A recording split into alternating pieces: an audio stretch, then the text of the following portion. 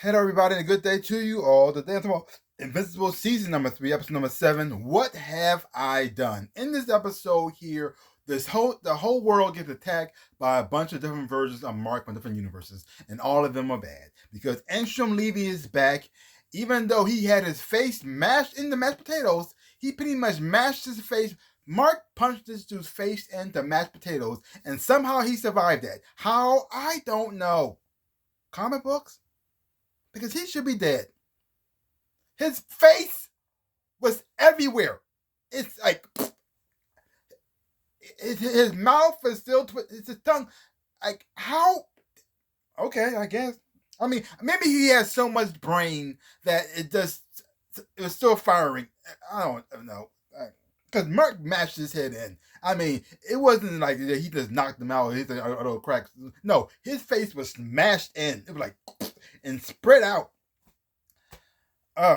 And so now he got patched up by these people who fix him, and so he decides to go across different universes, get all the Marks together, promise them whatever, and then said, "Now destroy everything." And that's what they did. That's what they did. And all the superheroes all over the world had to fight them, and Mark had to step in too, and even Allah had to chip in. And you see all this pure destruction. And the thing is, though, they're not even purebred Viltrumites. Yeah. And not all of them were even more powerful as Mark, and the destruction they did was just insane. So people who lost their lives as well is just messed up here. And you had characters like Rex, and Rex was never like my favorite character. I never really liked Rex that much. But watching his growth and watching him change, I always thought Rex was entertaining, fun to watch and fun to listen to, because he always had the funniest lines. But he's never a character I actually really did like. But actually seeing him grow like this too, you actually start to respect for him. And so I see him in different light. Okay, Rex is actually starting to be a hero. That's why I realized that, oh no, this is not going to end well. He's getting his life together. He's trying to become a better person, a better boyfriend, he got a girlfriend now. His head's in the right place. He's not trying to. He's trying to be a better person. You actually see the change and the effort he's putting into this as well too. Like that, yes. Just to see it come down sideways, like that. Oh. And even though things are going a little sideways, especially between Mark and Cecil still trying to reach out to Mark and try to get him on his side. And I don't understand. The thing is, though, I see both sides of this. I see both sides in a whole lot of ways. Because Cecil sees the threat that's coming.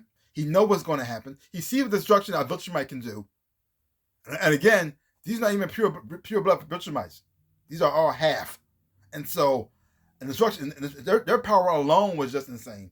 So imagine a full-grown, full-blooded, been around for thousands of years, but the power of that Viltrumite coming down here, it's going to be nuts. And they can barely stop Mark. They can barely stop him. It's going to be insane. So I understand that other thing that Cecil has done as well too. It doesn't make it right because you understand that because that person has a reason to do something doesn't make it right. And the fact that him making weapons to stop Mark, totally on board. The thing where he crossed the line is that implant in the side of his head. That's where he messed up. You can try to justify. You can try to say because this. No, it's still wrong. It's still wrong. It's still wrong. And because the other Marks came and did all that doesn't justify either. It really doesn't. So even though Cecil is reaching out and Mark is still rejecting him, I understand that too, because you broke a person's trust that badly. You took advantage of him when he was sick, and then that you put something inside of his head just in case he goes crazy. The thing is, though, Mark has never shown any signs of going crazy. He never did anything to prevent them at all to it. And so until you made him mad and prevent it, but at the same time, he still hasn't done anything to really. Yeah, he may threaten you. Yeah, he's threatened you. Yes.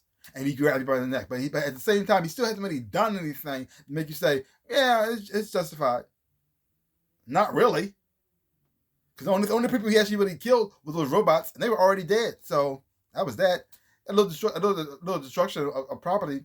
Not much. It's the Pentagon. That place gets destroyed all the time. So that's nothing new. Not even by Mark. So nothing new there. The White House gets blown up almost every 5 minutes. But it seems the level of destruction here as well too. It was just insane. But it was also cool to see Sterling K. Brown back as even though as Angstrom Levy, Angstrom.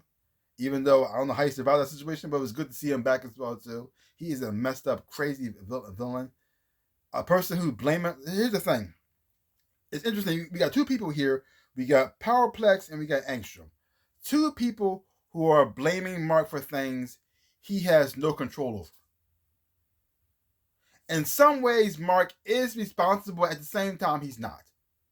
Like Mark destroying the Chicago wasn't his fault. That was his father. His father pretty much took Mark and used him as a bat and just used him to destroy things. That's all he did. He knocked him to the buildings and knocked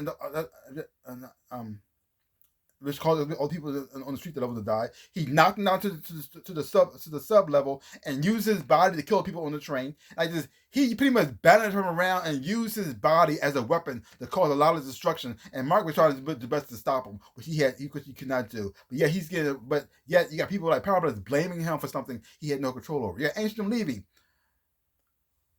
whose life was messed up, and in fact, his life wasn't messed up. His life was fine. Mark did nothing to him. Other than the accident that caused it to happen, yeah, Mark was responsible for that. But other than that, he's just experiencing all the other Marks in that world. So he's mad at a Mark who did nothing for the Marks that did something. And now he's working with those Marks to pretty much hurt him. These people, as two people who are messed up by things that Mark didn't do, but was involved with, but then trying to get revenge on a person who did nothing to them.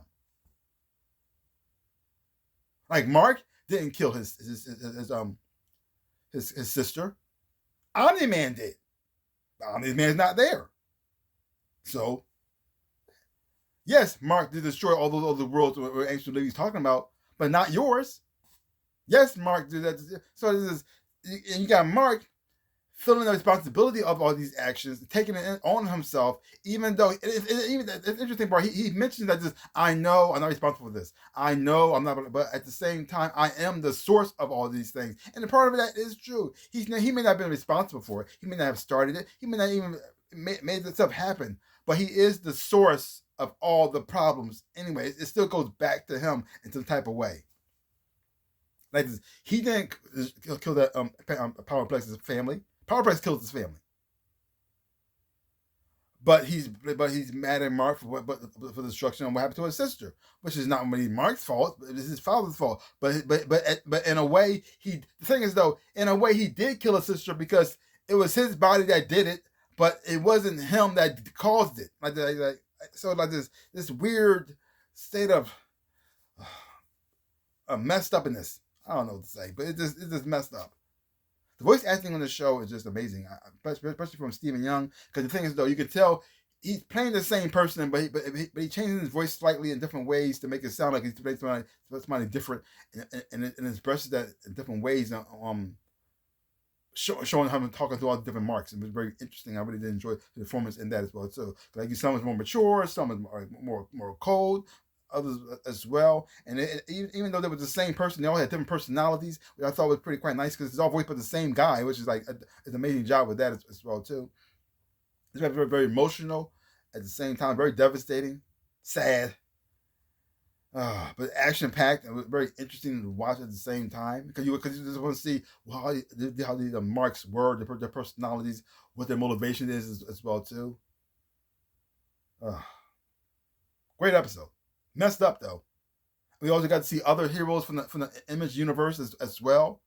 They couldn't use everybody. I mean, I guess we're not going to see no Spawn or Savage Dragon in here. I would be kind of cool though. It did happen, but it didn't. But overall, I still didn't enjoy the heroes that they did bring in. The only problem is though, since a lot of these heroes weren't really established, So you don't really know who they are. They just come out of nowhere. Just like, who is this person? Where had they been this whole entire time? But that's the only problem I have with it. Even though I was enjoying it, it was like this. You don't know who they are because the show didn't establish them at all. So I mean, they had showed them little bits in here, especially at the funeral. They showed some of them here and there, but at the same time, there's little flashes here and there, so you don't really get to know them that well. And especially like certain characters, like I can't think of his name now, like the blind hero. You never saw him at all, but he isn't in the comic books. So is he actually blind or is he just wear a thing? I thought he was trained. I can't remember now. Either who, it was great. It was messed up as it was. I did enjoy it, and even when things got was even at the lowest, you thought things might start to turn around. The Vulture might make their ugly head again. Looking forward now. I'm looking really forward to seeing this fight. It's going to get nasty. So overall, great episode. Sad and tragic. But even though, like I said, it was messed up in here, it still managed to have some humor to it as well too. Because they brought back that whole joke again with the whole mummy situation, which I thought was pretty funny as well too. So it still has that balance in here, and but it fit in here quite nicely without like overpowering with what was going on as well. So great job there. So leave your comments down below. Let me know what you thought of this episode of Invincible. If you haven't watched it, just check it out for yourself. Hopefully you're watching, you enjoy having watching it too. So give my channel a like, thumbs up, shut up, and subscribe to my channel and share. I really would appreciate it. Also, links down below. Connection with social media, you want to follow me there. Also to my store, about something about shirts and socks and those and whatnot. See some stuff about stuff, I really appreciate it. Like I always say, in my dreams of a life, I am the Ninja Rabbit. Peace out, peoples.